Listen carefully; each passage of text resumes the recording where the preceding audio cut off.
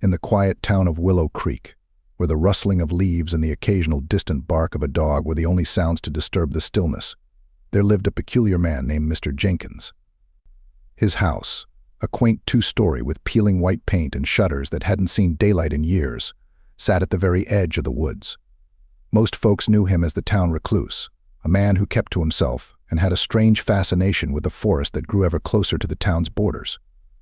His eyes, a piercing blue that matched the color of the sky on a clear winter's day, held a certain sadness that was mirrored in the way he walked, a slow, deliberate shuffle that suggested he bore a heavy burden. Mr. Jenkins had a garden that was the envy of all. It was meticulously kept, each plant standing tall and proud, the fruits and vegetables plump and ripe. The soil was a rich, dark brown that seemed to glisten in the moonlight. He tended to it every day, rain or shine, with a dedication that bordered on obsession. His neighbors often commented on the unnaturally vibrant shade of the plant's leaves, which remained that way even as the seasons changed and the rest of their gardens withered away. They had no idea that his secret to this flourishing garden lay hidden beneath the surface, a disturbing truth that would soon bring horror to their doorstep.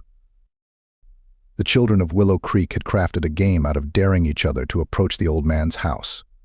They would tiptoe through the tall grass that surrounded the property, hearts racing like rabbits from a fox's snare, and attempt to peer through the cracked windows. Some claimed to have seen peculiar shadows moving within, while others swore they heard faint whispers that seemed to be carried on the very breeze that danced through the trees. These whispers grew louder and clearer with each passing week, yet the townsfolk paid them no mind. They were too busy with their lives, too content in their ignorance to question the strange occurrences. One evening, as the sun dipped below the horizon, casting the world in a warm orange glow, Mr. Jenkins stepped out of his house. He held a tray of freshly baked cookies, the sweet aroma wafting through the air like an invisible siren's call. He looked around, his eyes lingering on the groups of children that had gathered, their curiosity piqued by the sight of him. He beckoned them closer, his voice a gentle croon that seemed to resonate with something primal within them. Slowly the children approached, eyes wide with wonder and trepidation, the whispers of the forest growing ever louder in their ears.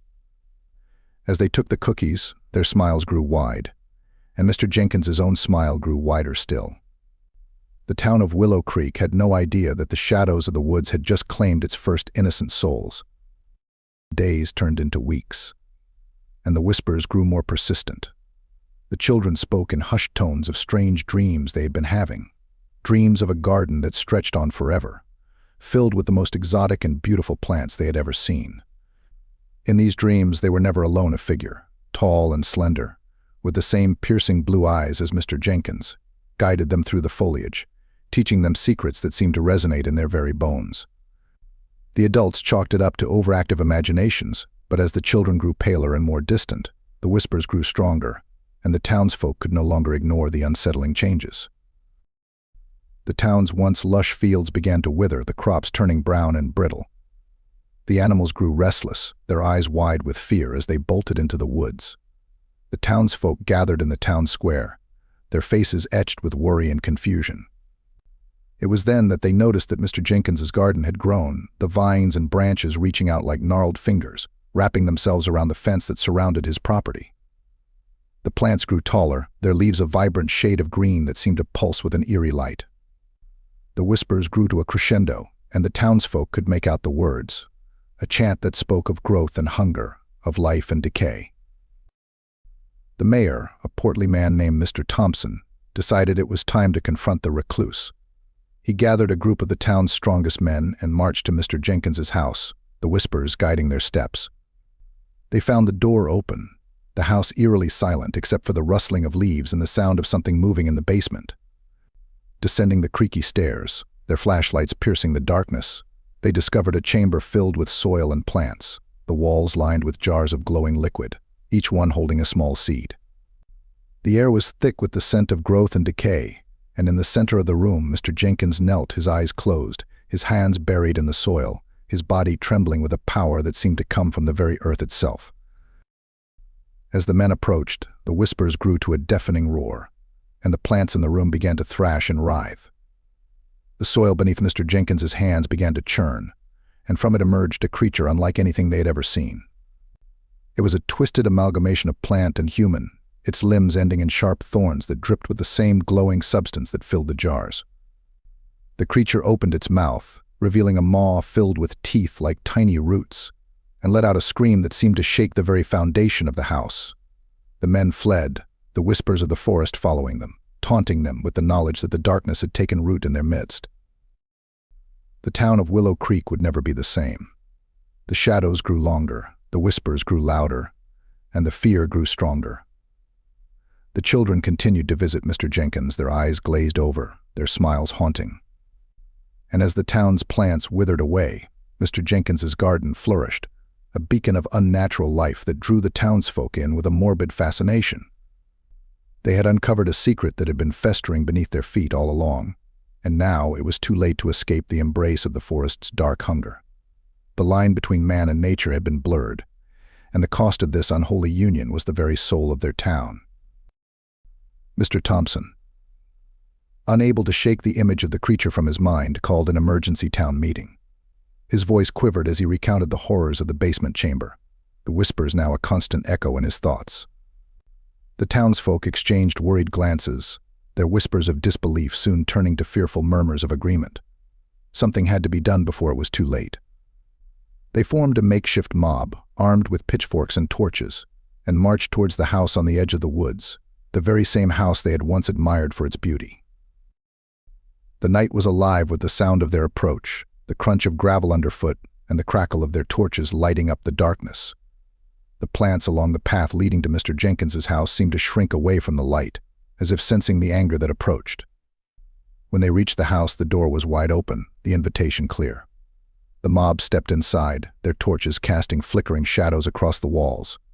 The whispers grew silent, the house seemingly empty, until they reached the back door that led to the garden.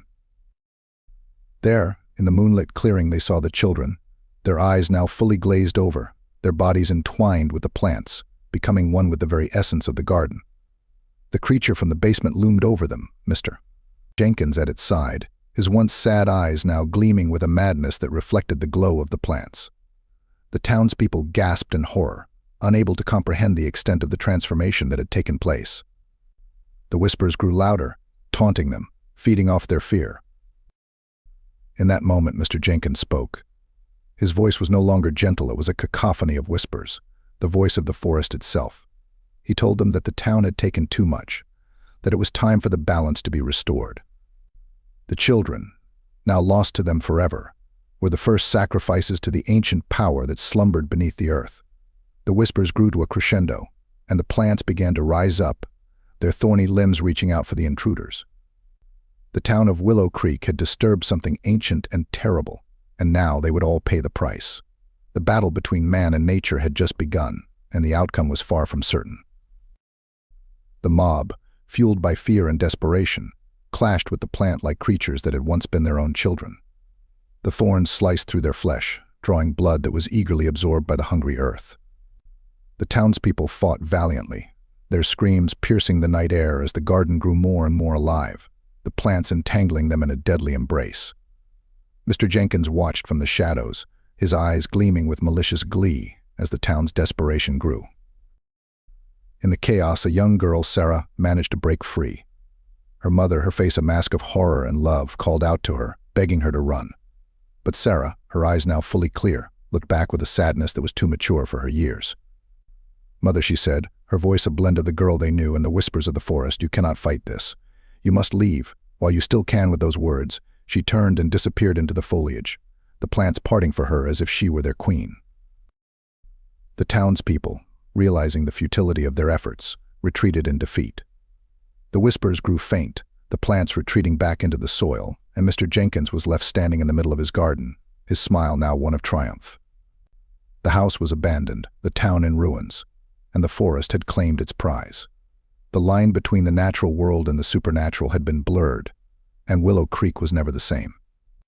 The whispers remained, a constant reminder of the night they had dared to challenge the ancient power that dwelt within the woods. And as the years passed, the town slowly succumbed to the will of the garden, the once vibrant community now a mere shadow of its former self, forever bound to the whims of the malevolent force that had taken root in their hearts.